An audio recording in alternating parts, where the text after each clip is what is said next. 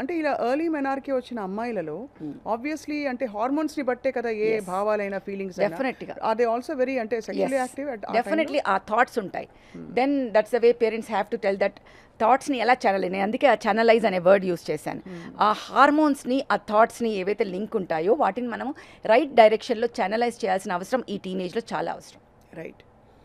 So వీటి గురించి మరి స్కూల్స్లో కానీ కమ్యూనిటీ లెవెల్లో ఏం చేయొచ్చు doctor Manjula? I think awareness, చాలామంది many schools are now coming forward and they are having doctor sessions.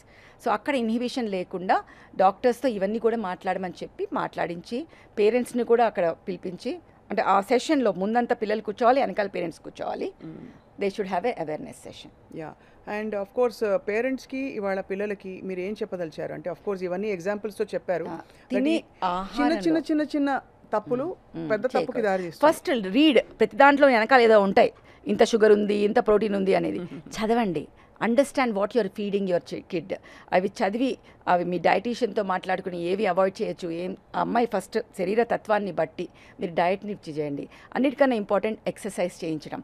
Every day 30 minutes brisk walk or cycling or skipping every muscle. అది లేదు అంటే ఒక 3-4 టపోరీ డాన్సెస్ చేయడం, అట్లా ఏదైనా సరే ఎక్సర్సైజ్ చేయించడం.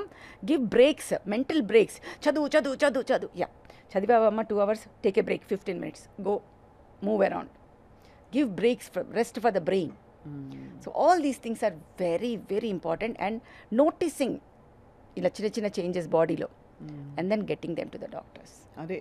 అండ్ మెంటల్ బ్లాక్ పెట్టుకోకుండా డాక్టర్స్ చెప్పింది అనలైజ్ చేసుకుని అర్థం చేసుకుని అప్పుడు ట్రీట్మెంట్ ఇప్పించాలి.